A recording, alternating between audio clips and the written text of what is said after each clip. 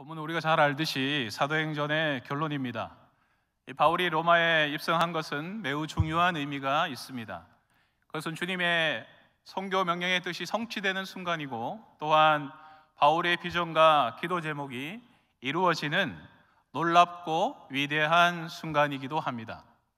그런데 우리가 성령행전, 선교행전이라고 일컫는 이 사도행전 전체를 읽고 묵상하면서 이 마지막 28장에 이르게 된다면 이러한 의문을 가지고 다소 실망스러운 모습으로 우리가 이 장을 끝맺을 수가 있습니다. 그 의문점이 무엇이냐 하면, 하나님이 위대한 신학자요, 또 위대한 선교사요, 위대한 복음 전도자인 바울을 로마에 보내기로 계획하셨고, 또한 위대한 선교사 바울도 로마에 가기를 그토록 그가 원했다라면, 최소한 사도행전 2장이나 4장에 나오는 베드로처럼 사도 바울도 자유의 몸으로 로마의 아비오 광장 같은 곳에서 이 대종 설교도 하고, 또한 바울이 한번 이렇게 설교를 하면 3,000명, 5,000명씩 어찌할꼬 회개하면서 돌아오는 역사가 좀 일어나야 하는 것이 아닌가라고 생각할 수도 있습니다.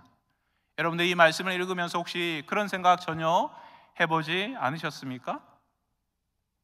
우리가 잘 알듯이 바울은 로마에 도착을 했습니다. 그런데 어떻게 도착했냐 하면 이 자유의 몸으로 도착한 것이 아니라는 것입니다. 바울은 제수의 몸으로 로마에 들어갔습니다.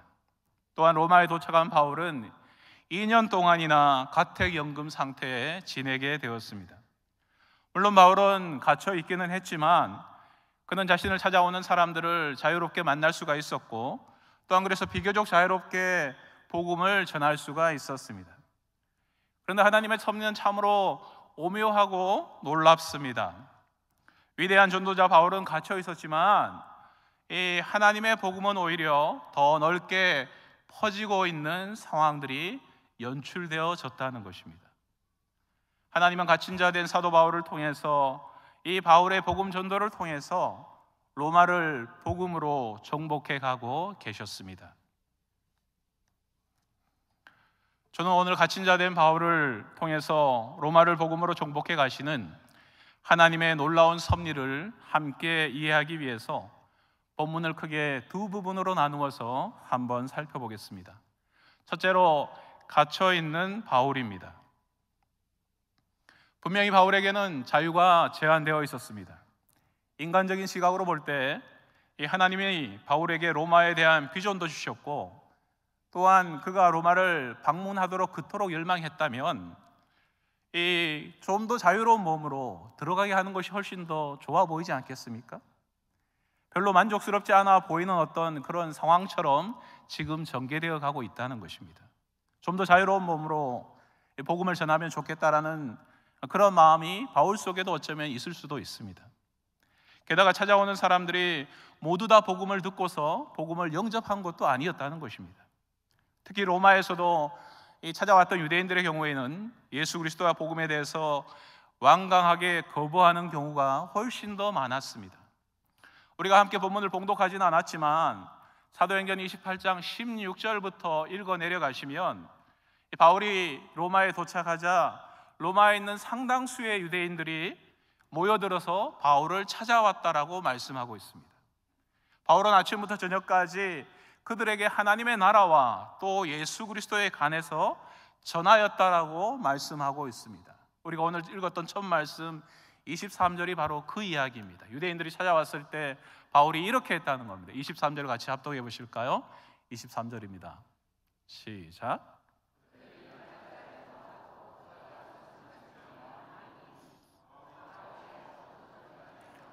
하나님 나라를 증언하고 모세의 율법과 선지자의 말을 가지고 예수에 대하여 권하더라. 아멘. 바울이 유대인들을 맞이해서 뭘 했냐 하면 온종일 모세의 율법과 선지서를 강해했다는 것입니다. 그리고 나서 유대인들과 서로 그들의 반론에 대해서 대답하는 시간을 가졌으리라고 우리는 충분히 예상해 볼 수가 있습니다. 그러나 로마의 유대인들은 믿는 사람과 믿지 않는 사람으로 둘로 나누어졌는데, 이후에 일어난 일들을 우리가 읽어보면 훨씬 믿는 사람들보다 믿지 않는 사람들이 훨씬 더 많았다라는 것을 우리는 알 수가 있습니다. 우리가 잘 알듯이 누구보다도 간절히 유대인의 구원을 바랐던 사람이 바로 사도 바울입니다. 로마서 9장에서 바울이 이미 밝혔듯이 나의 형제 곧 고륙의 친척을 위하여 내 자신이 저주를 받아 그리스도에게서 끊어질지라도 원하는 것, 그것이 바로 유대인의 구원이다라고 바울은 분명히 말씀하고 있었습니다. 그러나 바울의 이러한 소원과는 달리 안타깝게도 이 유대인들의 이사야서가 예언한 말씀 그대로 대다수의 그들은 듣기는 들어도 깨닫지 못하였고 또 보기는 보아도 알지 못했다라고 오늘 말씀하고 있습니다. 본문 28절부터 26절부터 28절을 보시면 이사야 선지자의 예언을 인용하여서 유대인들이 그토록 기다려온 메시아를 그들이 알아보지 못하고 배척하였고 또 결국은 이방인들이 그 구원을 이어받게 되었다라고 성경은 말씀해 주고 있습니다. 만일 바울이 자유의 몸이었다면 이 상황에서 어떻게 했을까요? 아마도 복음을 받아들이지 않는 동족 유대인들을 다시 찾아가서 그들의 구원을 위해 지속적으로 애썼을 것이라고 우리는 추측해 볼 수는 있습니다. 하지만 바울은 지금 그렇게 할 수가 없습니다. 자유의 몸이 아니기 때문에 그는 복음을 배척하고 떠나는 동족을 그냥 지켜볼 수밖에 없는 상황이 되었습니다. 한편으로 생각해 보면 참 안타까운 일입니다. 또한 그것은 그럼에도 불구하고 하나님의 섭리이기 때문에 바울은 이 섭리를 겸허하게 받아들였던 것이 바울의 본문의 형편이었습니다. 복음을 증거하는 일에 최선을 다하고도 큰 성과를 얻지 못한 바울이었지만 바울은 실망하고 낙심하고 뒤로 물러나기보다도 하나님 말씀인 이사야서 말씀을 통해서 하나님의 뜻이 어디에 있는가를 그는 확인하고 발견할 수가 있었습니다. 그리고 자기의 사역의 방향을 어디로 정하고 어떻게 이 사역을 이끌어가고 설정해야 될지를 역시 깨달아 알았다는 것입니다. 우리 28절 한번 읽어보실까요? 28절만 읽겠습니다. 시작. 이방인에게로 보내준 줄 알라. 그들은 그것을 들으리라 하더라. 아멘. 바울은 이렇게 방향 설정을 바꿨다는 것입니다. 이제 이방인을 구원하기 위한 하나님의 계획대로 이루어질 것이다 라는 것을 믿고 또 실망하지 않고 낙심치 않고 주어진 사역을 진행했다는 것입니다. 바울의 이러한 자세는 그저 그는 복음을 전하는 도구일 뿐 일하시는 분은 오직 하나님이십니다라는 그러한 믿음 가운데 있었기 때문에 이러한 가운데도 주어진 사역을 잘 감당할 수 있었습니다. 이것이 바로 복음 전도자 바울의 신앙이었습니다. 사랑하는 성도 여러분, 우리도 이러한 모습으로 때로 우리가 복음을 증거할 때 열매가 보이지 않더라도 이러한 모습으로 전도하고 선교하는 우리가 될 수 있기를 주의 이름으로 축복합니다. 둘째로 퍼져나가는 복음입니다. 그럼에도 복음은 매일 널리 퍼지고 있었습니다. 비록 바울은 갇혀 있었지만 복음은 갇혀 있지 않았습니다. 하나님은 갇혀 있는 바울을 찾아오는 사람들이 끊이지 않도록 매일매일 사람들이 바울을 찾아올 수 있도록 섭리하시고 역사하셨습니다. 어떤 사람은 호기심으로 바울을 찾아왔을 수도 있습니다. 또 어떤 사람은 바울의 필요를 공급해 주기 위해 바울의 동역자들 같은 경우는 그러한 이유로 찾아왔습니다.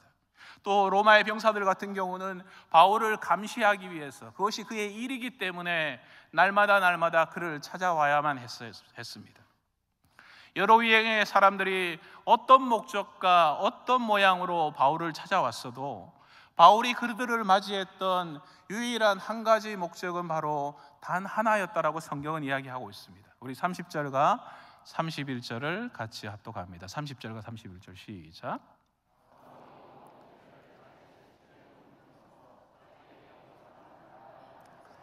하나님의 나라를 전파하며 주 예수 그리스도에 관한 모든 것을 담대하게 거침없이 가르치더라. 아멘.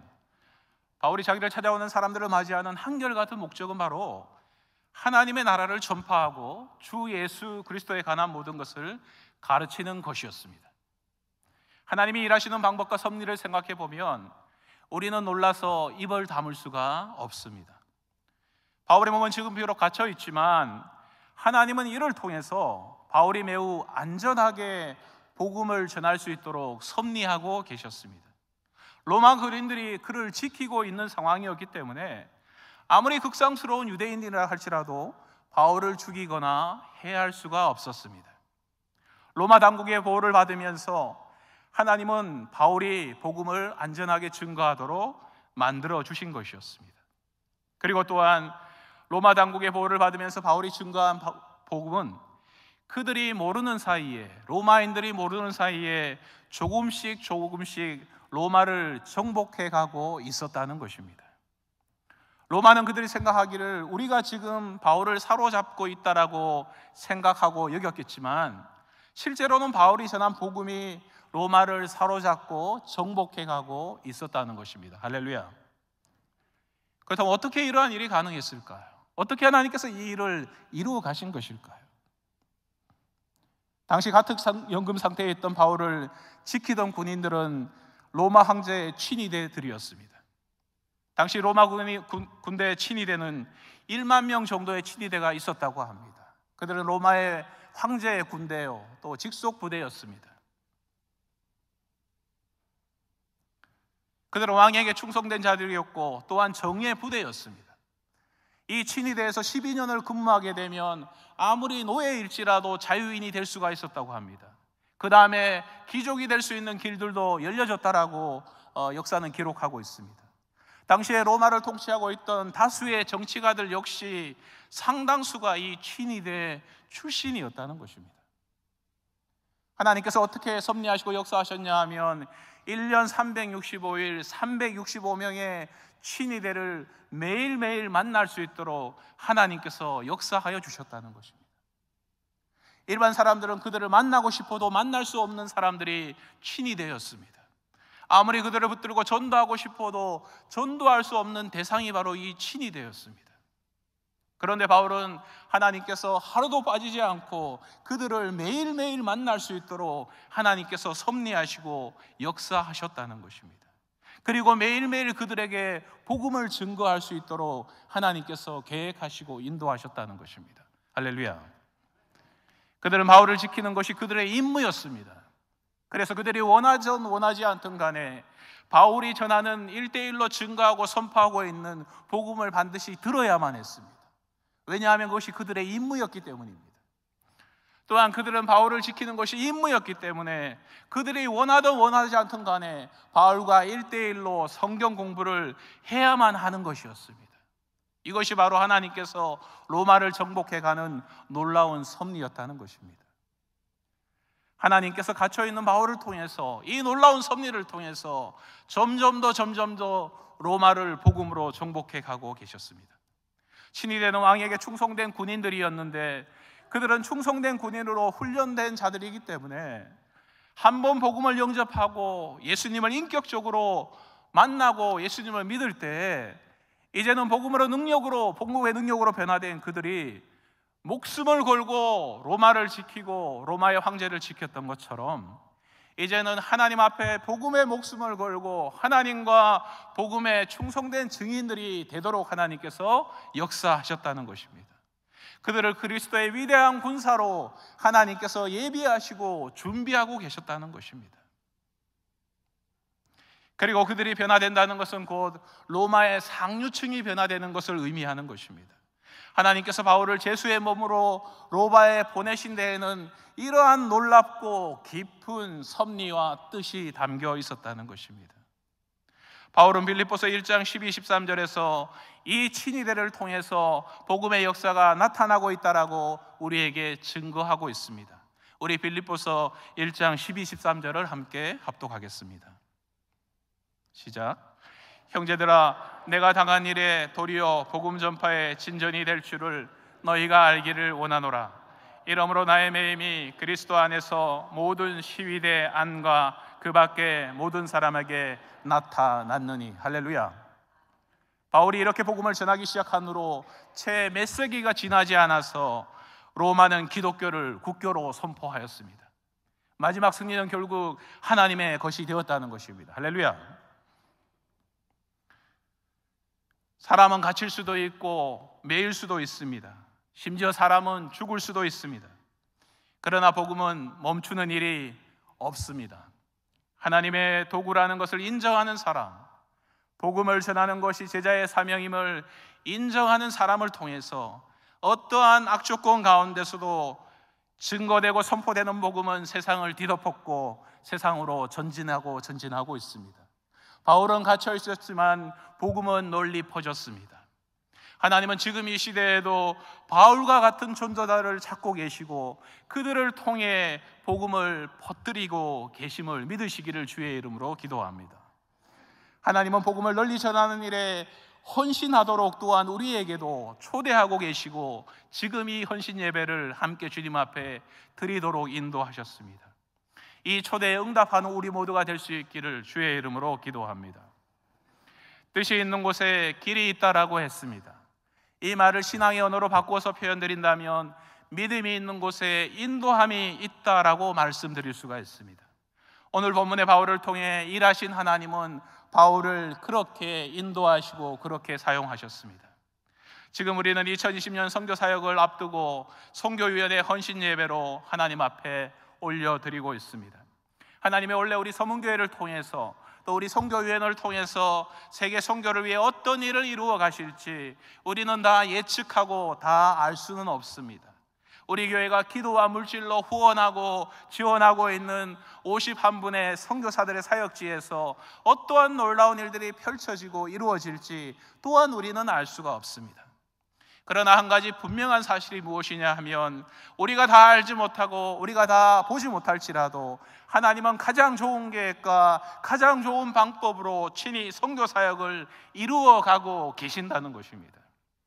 그리고 하나님은 바울처럼 이 일을 사명을 가지고 생명을 다해 동참하는 그 사람을 지금도 찾고 계시다는 것입니다. 그리고 그렇게 찾으시고 그렇게 찾는 부르심에 응답하는 그를 통해서 하나님이 그 사람을 동력자로 삼으시고 그들에게 은혜와 능력을 주셔서 당신의 일을 성취해 가신다는 사실을 믿으시기를 주의 이름으로 부탁을 드립니다. 또한 그러한 당신의 동력자로 우리가 자원하고 헌신하는 복된 자리가 이 자리가 되기를 기도합니다. 말씀을 마무리하겠습니다. 바울은 갈라디아서 6장 9절에서 이렇게 말씀합니다. 우리가 선을 행하되 낙심하지 말지니 포기하지 아니하면 때가 이름에 거두리라. 바울이라고 해서 결과가 나쁠 때 전혀 낙심하지 않았을 리가 분명히 없을 것입니다. 하지만 그는 때가 이르면 거둘 것을 믿었고 또한 그 믿음 가운데 사명을 중도 포기하지 않았습니다. 주님은 이미 승리하셨습니다. 할렐루야. 따라서 우리가 일희일비하지 아니하고 영원한 하나님 나라를 바라보며 맡겨진 일을 묵묵히 감당하는 우리 모두가 될 수 있기를 간절히 기도합니다.